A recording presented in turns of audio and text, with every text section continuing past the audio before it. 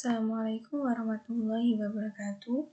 Perkenalkan, nama saya Sen Zero dengan NIM 430402069. Baik, di sini saya akan menjelaskan tentang peran organisasi Islam abad 20 dalam gerakan nasionalisme Indonesia.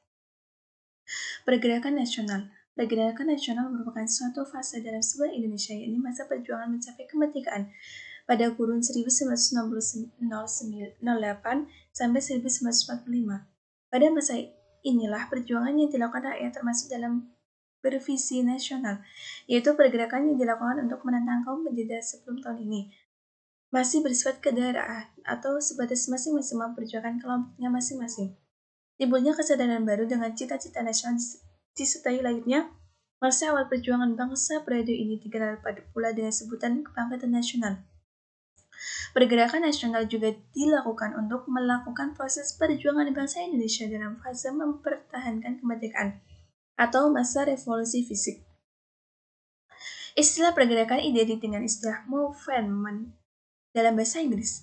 Alasan mengapa disebut pergerakan nasional karena orientasi dan perjuangan yang dilakukan melalui wadah organisasi modern yang menyangkut arah perbaikan hajat hidup bangsa Indonesia, yang berarti pergerakan tersebut merupakan refleksi rasa ketidakpuasan atau tidak kesetujuan terhadap keadaan masyarakat yang sangat memperhatikan ketika itu.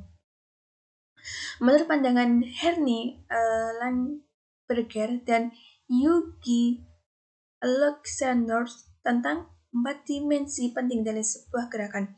1. Tingkatan adanya kesadaran bersama tentang nasib yang dialami.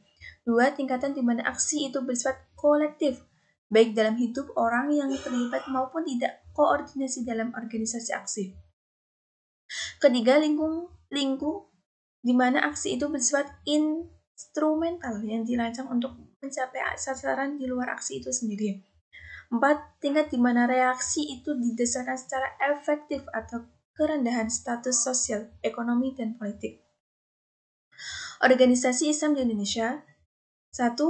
Serikat Dagang Islam atau SI, Persis, Persatuan Islam. 3. Al-Irsyad. 4. Sumatera Tawalib. 5. Muhammadiyah, dan terakhir Nahdlatul Ulama atau NU.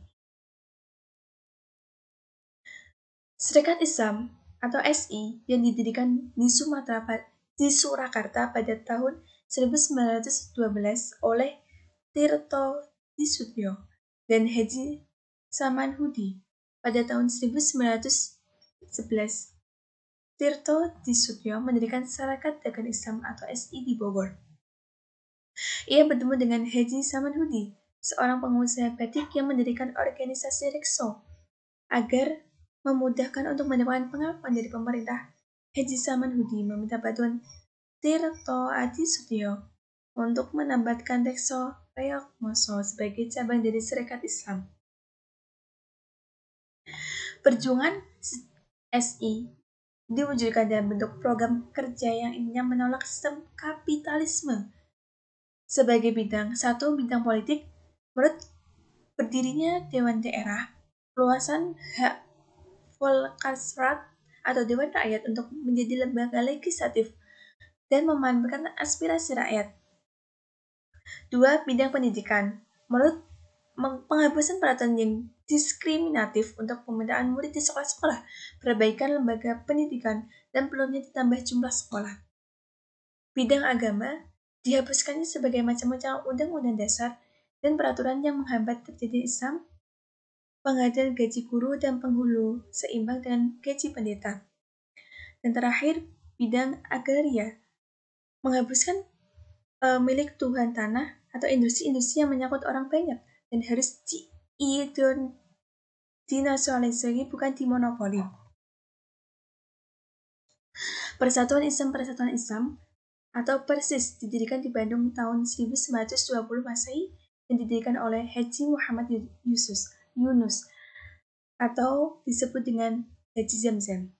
Pada tanggal 12 September 1923 Masehi, didirikan organisasi masyarakat ini bertujuan untuk menyatukan pemahaman keislaman di masyarakat Indonesia dengan berdasarkan Al-Quran dan Sunnah. Ormas ini ikut andil menentang implementasi barat kerajaan Protestan Belanda dan pemerintah kolonial Belanda yang bercolok di Indonesia. Al-Irsyad Al-Irsyad didirikan oleh Syekh Ahmad Soekarti di Jakarta pada 6 September 1914 Masehi. Meluaskan pusat pemerintahannya yang mulainya hanya pada orang Arab, kemudian melaksanakannya kepada persoalan yang mencakup persoalan umat Islam di Indonesia. Dalam ajarannya, Al-Irsyad banyak berkibat pada sasaran dari Abduh bahwa dalam mendidik seorang anak hendaklah menantangkan pada ilmu tauhid, fiqih, dan sejarah Islam. Saumata Tawalib. Ormas ini didirikan oleh Muhammad Jamaluddin Al-Afghari pada 1839 sampai 1897. Dengan itu mengajarkan paham keagamaan seperti yang disampaikan Ibnu Abdul Wahab. Bekerja menyandarkan dunia Islam dari kemunduran, keterbelakangan, dan kelemahannya murid-murid ulama dan rekan seperjuangan. Jamaluddin adalah Muhammad Abduh. Berbeda dengan gurunya, Jamaluddin yang mengatakan perjuangan politik untuk mencapai tujuan gerakannya. Abduh mengatakan bidang pendidikan.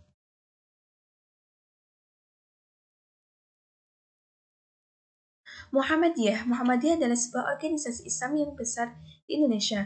Nama organisasi ini diambil dari nama Nabi Muhammad SAW, sehingga Muhammadiyah juga dapat dikenal sebagai orang-orang yang menjadi pengikut Nabi Muhammad SAW. Tujuan utama Muhammadiyah adalah mengembalikan seluruh penyimpanan yang terjadi dalam proses dakwah. Penyimpanan ini sering menyebarkan ajaran Islam bercampur baur dengan kebiasaan di daerah tertentu dengan alasan adaptasi. Nahdlatul Ulama atau NU lahir pada tanggal 31 Januari 1926 sebagai representatif dari ulama tradisionalis dengan haluan ideologi Ahlus Sunnah wal Jamaah. Tokoh-tokoh yang berperan di antaranya Kiai Haji Hasyim Asy'ari. NU kelahirannya merupakan wadah perjuangan untuk menentang segala bentuk penjajahan dan bentuk kemerdekaan negara Republik Indonesia dari penjajahan bangsa dan Jepang. Sekaligus aktif melakukan dakwah-dakwahnya untuk senantiasa menjaga kesatuan negara Republik Indonesia dalam wadah NKRI. Berdirinya Nahdlatul Ulama tidak bisa dilepaskan dengan upaya pemerintahan ajaran Ahlus Sunnah wal Jamaah atau kita disebut Aswaja. Cukup sekian presentasi dari saya. Kurang lebihnya mohon maaf. Wassalamualaikum warahmatullahi wabarakatuh.